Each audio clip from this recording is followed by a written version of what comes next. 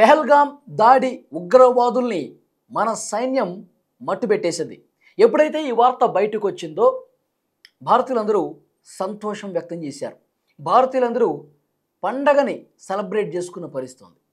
ఎందుకంటే వీళ్ళ కోసం వెతుకుతా ఉన్నాం. వీళ్ళు ఎక్కడ నక్కి ఉన్నారు, ఏ సమయంలో ఎక్కడ ఉంటారు, ఎటు పారిపోయి ఎక్కడ దాక్కున్నారు, ఎంత సేఫ్గా వీళ్ళు దాక్కున్నారు అంటే మహదేవ్ పర్వతం 1300 అడుగుల ఎత్తులో ఉంటుంది. ఆ మహదేవ్ పర్వతం అంచున వాళ్ళు అంత ఎత్తులో దాక్కుని ఉన్నారు, నక్కి ఉన్నారన్న సమాచారం బలగాలకు వచ్చింది. వెంటనే అక్కడికి వెళ్ళి ఒకే ఒక్క దెబ్బకి మటాష్ లేపేశారు. అసలు ఈ పెహల్గాం ఉగ్రవాదుల్ని ఎలా చంపారు అన్నది 2-3 నిమిషాలు మీకు ఎక్స్ప్లెయిన్ చేసే ప్రయత్నం చేస్తాం. ఆదివారం రోజు అర్ధరాత్రి సమయంలో వీళ్ళు ఎక్కడ ఉన్నారు అన్న పక్కా సమాచారాన్ని బలగాలు కనుగొన్నాయి. ఎలా కనుగొన్నాయి? మహదేవ్ పర్వతం 1300 ఎత్తులో ఉంటుంది. ఇంతకుముందు నేను చెప్పినట్టు అక్కడ ఒక టెంట్ ఏర్పాటు చేసుకున్నారు. ఒక సొరంగం కూడా తవ్వుకొని చాలా సేఫ్గా ఉన్నారు. పూర్తిగా దట్టమైన మంచుతో కప్పబడి ఉంటుంది. చెట్లు, ఆకులు, చెలమలు కూడా దట్టంగా ఉంటాయి. ఒకవైపు అడవి ప్రాంతం, అలాగే మంచుతో కప్పబడ్డ ప్రాంతంగా ఉంటుంది. మన బలగాలకి వాళ్ళు అక్కడ నక్కి ఉన్నారన్న సమాచారం ఎలా తెలిసింది అంటే వాళ్ళు కమ్యూనికేషన్ కోసం ఒక పరికరం వాడుతూ ఉంటారు. అదేంటంటే encrypted communication T82. Encrypted communication set T82 అనే పరికరం వాళ్ళు వాడతారు. అంటే వాళ్ళు ఇది చైనాకు సంబంధించిన పరికరం వాళ్ళు వాడేది. వాళ్ళు ఎక్కడ ఉన్నాము అంటే వాళ్ళ బాసులు ఉంటారుగా, అంతర్జాతీయ ఉగ్రవాదులు ఉంటారుగా, వాళ్ళతో ఎప్పటికప్పుడు కమ్యూనికేషన్ చేసుకోవడం కోసం, లేదంటే ఈ నలుగురు వేరు ప్రాంతాల్లో ఉన్నప్పుడు, ప్లేసెస్లో ఉన్నప్పుడు కమ్యూనికేట్ కావడం కోసం ఇవి వాడుతూ ఉంటారు. ఈ పరికరం ఆన్ చేశారు వాళ్ళు. T82 ఈ కమ్యూనికేషన్ పరికరం అనేది ఆన్ చేసినట్టుగా మన బలగాలకు తెలిసింది. ఎందుకంటే ఈ ప్రాంతాల్లో ఎక్కడైనా ఎవరైనా సరే ఒక ఎలక్ట్రానిక్ పరికరం వాడినట్టుగా, ఒక సిగ్నల్ వ్యవస్థతో కూడినటువంటి పరికరం వాడినట్టుగా ఆన్ చేస్తే చాలు అది తెలిసిపోతుంది మనకి. అలాంటి టెక్నాలజీ మన దగ్గర ఉంది. సో మన బలగాలకి క్లియర్ కట్ ఇన్ఫర్మేషన్ వచ్చేసింది. వాళ్ళు ఆదివారం అర్ధరాత్రి 2 గంటల సమయంలో దాన్ని ఆన్ చేశారు. ఇది తెలిసిపోయింది. దాన్ని పట్టుకుని మన బలగాలు అక్కడికి వెళ్ళాయి. ఉదయాన్నే 8 గంటలకు వాళ్ళు ఎక్కడున్నారో క్లియర్గా ఆ సిగ్నల్ ఆధారంగా మనకు తెలిసిపోయింది. సిగ్నల్స్ వచ్చాయి. వెంటనే తెల్లవారుజామున 8 గంటలకు, ఉదయం 8 గంటలకు మన బలగాలు అక్కడికి ఒక డ్రోన్ కెమెరాను పంపించారు. ఆ డ్రోన్ కెమెరా మెల్లగా వాళ్ళు ఆ సిగ్నల్ ఎక్కడైతే వచ్చిందో అక్కడికి వెళ్ళింది. డ్రోన్ కెమెరా వెళ్ళిన తర్వాత మొత్తం ఆ డ్రోన్ కెమెరా చుట్టేసింది. ఎక్కడ ఉన్నారు ఎగ్జాక్ట్గా ఆ డ్రోన్ కెమెరాని బట్టి మనకు అర్థమైపోయింది. ఆ తర్వాత బలగాలన్నీ కూడా అక్కడికి వెళ్ళాయి. అంటే సమీపానికి వెళ్ళాయండి. అక్కడికి వెళ్ళటం అంటే డైరెక్ట్గా వాళ్ళ దగ్గరికి వెళ్తే తెలిసిపోతుంది కదా. సమీపానికి వెళ్ళాయి. సరిగ్గా 9 గంటల 30 నిమిషాల సమయానికి భారత బలగాలు, జమ్మూ కాశ్మీర్ పోలీసులు, అలాగే టీం ఉంది కదా, ఆపరేషన్ మహదేవ్ టీం అక్కడికి వెళ్ళింది. అక్కడికి వెళ్ళిన తర్వాత వాళ్ళ కదలికల్ని కనిపెట్టడానికి ఇంకొక అరగంట సమయం పట్టింది. తర్వాత వాళ్ళ నుంచి సమీపంగా వాళ్ళకి కొంత దూరం నుంచి గన్ను గురిపెట్టడానికి అక్కడ పరిస్థితి. ఎందుకంటే అనుమానం రాకూడదు. మళ్ళీ చిన్నపాటి వాళ్ళకి చప్పుడు వచ్చినా, ఒక బూట్ సౌండ్ కూడా అక్కడ కదిలినట్టు కనిపించినా వెంటనే వాళ్ళు అలర్ట్ అవుతారు. మన బలగాల మీద గన్స్ గురిపెడతారు. చాలా స్లోగా వెళ్ళాలి.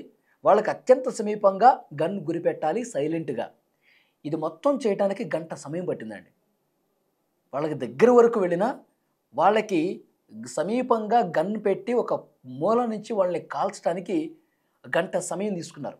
ఎందుకంటే అంత సైలెంట్గా, అంత జాగ్రత్తగా చేయాలి. ఒక్కసారిగా అంతా ఓకే అనుకున్నాక ఒక్క దెబ్బకి పేలిస్తే 4 చచ్చారు.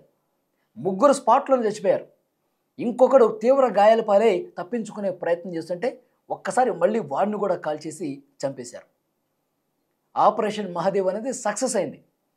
సరిగ్గా 12 గంటల 45 నిమిషాలకి క్లియర్గా సోమవారం రోజు మధ్యాహ్నం 12 గంటల 45 నిమిషాలకి పెహల్గాం ఉగ్రవాదుల్ని చంపేసినట్టుగా ధృవీకరించేశాం.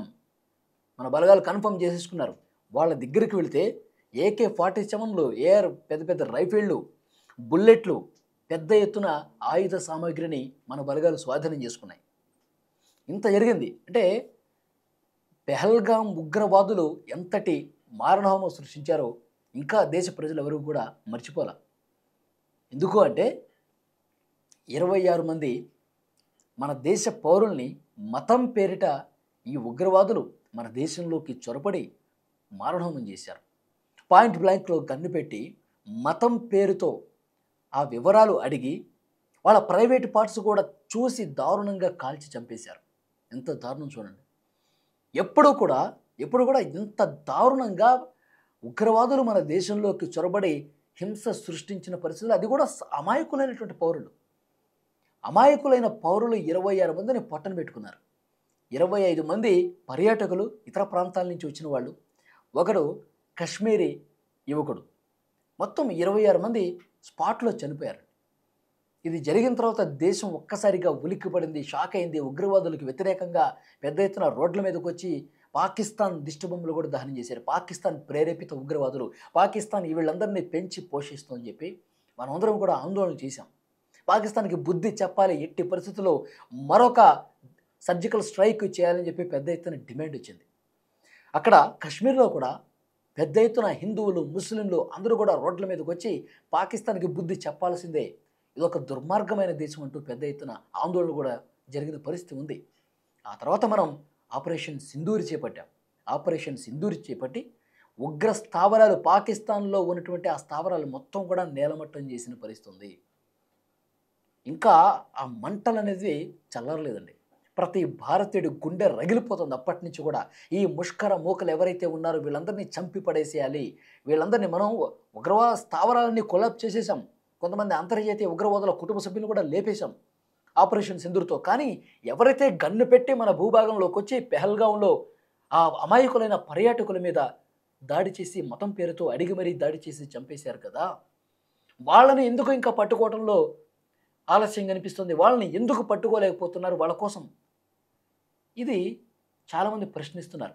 మన దేశంలో ఉన్న ప్రతిపక్ష పార్టీలు కూడా పెద్ద ఎత్తున దీని మీద విమర్శలు చేసిన పరిస్థితి ఉంది ఇప్పుడు. ఎందుకంటే సమయం కోసం ఎదురు చూస్తుందండి. ఆపరేషన్ మహోదయ్ పేరుతో ఒక టీం ఏర్పాటు చేశారు. ఆ టీం వెతుకుతూ ఉంది, సెర్చ్ చేస్తూ ఉంది, గాలింపు చేస్తూ ఉన్నారు, కూంబింగ్ చేస్తూ ఉన్నారు. కానీ సమయం రావాలి, వాళ్ళు ఎక్కడున్నారో పక్కాగా కనిపెట్టాలి. ఇప్పుడు వీళ్ళు ఎన్క్రిప్టెడ్ కమ్యూనికేషన్ సెట్ T82 ఈ పరికరం వాడటం వల్లే కదా, ఈ పరికరం వాడటం వల్ల, దాన్ని ఆన్ చేయటం వల్ల, అది సిగ్నల్ రావటం వల్ల పలానా ప్రాంతంలో వీళ్ళు ఆ సెట్ ఆ ఎలక్ట్రానిక్ డివైస్ని వాడారు అన్న సమాచారం మన టెక్నాలజీ ద్వారా తెలిసింది. కాబట్టి వాళ్ళు పక్కాగా ఎక్కడున్నామో కనుక్కున్నాం, అక్కడికి డ్రోన్ పంపించాం, నిర్ధారించుకున్న తర్వాత మనం అక్కడికి వెళ్ళాం. మన బలగాలు చాలా చాకచక్యంగా టైం చూసుకుని, అదును చూసుకొని నిశ్శబ్దంగా ఒక్క ఉదుటిన పేల్చి వాళ్ళని చంపి పడేశాం. సో ఇప్పుడు hats off to Indian army. మన భారత బలగాలు కొంత లేట్ చేశారేమో కానీ పక్కాగా గురి చూసి కొట్టి ఈ పెహల్గాం దాడి మాస్టర్ మైండ్ సులేమాన్ వాడిని లేపేశారు. పెహల్గాం దాడి రచించింది మొత్తం వాళ్ళు. పెహల్గాం దాడిలో కూడా ఇప్పుడు ఏదైతే వాళ్ళు డివైస్ వాడారు కదా, కమ్యూనికేషన్ సెటప్ బాక్స్ వాడారు కదా, అది వాడే పెహల్గాం ఉగ్రవాదులు మన దేశంలోకి ప్రవేశించి పెహల్గాం బైసరన్ లోయకి వచ్చి 26 మందిని చంపేశారు. మళ్ళీ అదే పరికరం వీళ్ళని పట్టించింది. అదే పరికరం వల్ల వీళ్ళు ఎక్కడున్నారో మన బలగాలకి తెలిసిపోయింది. ఫాస్ట్గా కొన్ని గంటల వ్యవధిలోనే అక్కడికి వెళ్ళి దట్టమైన అడవి, మంచుతో కప్పబడ్డ అడవిలోకి మన బలగాలు వెళ్ళి దాడి చేసి ఒక్క ఉదుటిన పేల్చి చంపేశాయి. నిజంగా మన భారత బలగాలు చాలామంది చెప్తూ ఉంటారు, ఎందుకు బలగాలు నిర్లక్ష్యం చేస్తూ ఉన్నాయి, మన బలగాలు ఇంకా స్పీడ్గా ఉండాలి కదా, మన బలగాలు వేగంగా అడుగులు వేయాలి కదా. వేగంగా అడుగులు వేయచ్చు, కానీ మరొక ప్రాణం పోకూడదు. మన భారతీయ ఆర్మీ సిద్ధాంతం వీలైనంత తక్కువగా ప్రాణ నష్టం జరగాలి, ఉగ్రవాదుల్ని మొత్తం అంతం చేయాలి. ఇలా చేయాలంటే కొంత సమయం తీసుకోవాలి. ఒక ఆర్మీ, ఒక భారత బిడ్డ కన్ను మూసిన భరతమాత విలపిస్తుంది కదా, దేశం మొత్తం శోకిస్తుంది. అమర్ రహే జవాన్ అనే నినాదాలు ఎంత తక్కువ వినిపిస్తే అంత మంచిది. కాబట్టి అందుకే అదును చూసి, సమయం చూసి, గురి చూసి కొట్టాం. పెహల్గాం ఉగ్ర దాడి చేసినటువంటి ఆ నిందితులు, ఆ ఉగ్రవాదులు అందరినీ కూడా లేపేశాం. ఇప్పుడు అందరూ కూడా ఒక సెలబ్రేషన్ కూడా వచ్చింది. ఇప్పుడు అందరూ పండగ వాతావరణం కనిపిస్తుంది దేశంలో. ఉగ్రవాదులు ఇంకొకసారి ఇటువైపు చూడాలంటే లిటరల్గా భయపడాలి. సో డెఫినెట్గా మన బలగాలు ఆ ఉగ్రవాదులను చంపేశాయి. ఇంకా ఎవరినైనా పాకిస్తాన్ పంపినా సరే మన బలగాలు కాసుకొని కూర్చున్నాయి. ఎటువైపు నుంచి ఎవడొచ్చి దాడి చేయడానికి ప్రయత్నం చేసినా ఇట్లా లేపేస్తారు. 4 వైపులా మన త్రివిధ దళాలు కాసుకొని కూర్చునే పాకిస్తాన్ ఏ క్షణమైనా సరే మళ్ళీ తన బుద్ధి చూపిస్తుంది. ఎందుకంటే పెహల్గాం ఉగ్రదాడి తర్వాత మనం ఆపరేషన్ సింధూర్ చేశాం. ఆపరేషన్ సింధూర్తో మొత్తం కొల్లాప్స్ చేసి పడేశాం. తర్వాత సింధు నదీ జలాల ఒప్పందాన్ని కూడా నిలిపివేశాం. ప్రపంచం ముందు పాకిస్తాన్ ఎలాంటి చెడ్డ దేశమో మనం చూపించే ప్రయత్నం చేస్తున్నాం. ఇదంతా చేస్తున్నాం కాబట్టే పాకిస్తాన్కి కడుపు మండుతోంది. పాకిస్తాన్కి పూర్తిగా ద్వేషభావంతో నిండిపోయి ఉంది. ఏ క్షణమైనా మళ్ళీ ఉగ్రవాదుల్ని పెంచి పోషిస్తుంది. మనం ధ్వంసం చేసేసాం కదా ఉగ్రవాద స్థావరాల్ని పాకిస్తాన్లో. మళ్ళీ పాకిస్తాన్ వాళ్ళకి పునర్నిర్మాణ కార్యక్రమాలు చేస్తుంది. అక్కడ మళ్ళీ వాళ్ళకి నివాస ప్రాంతాలు కట్టిస్తుంది ఉగ్రవాదులకి. ఇంకేం చెప్తాం మనం పాకిస్తాన్కి?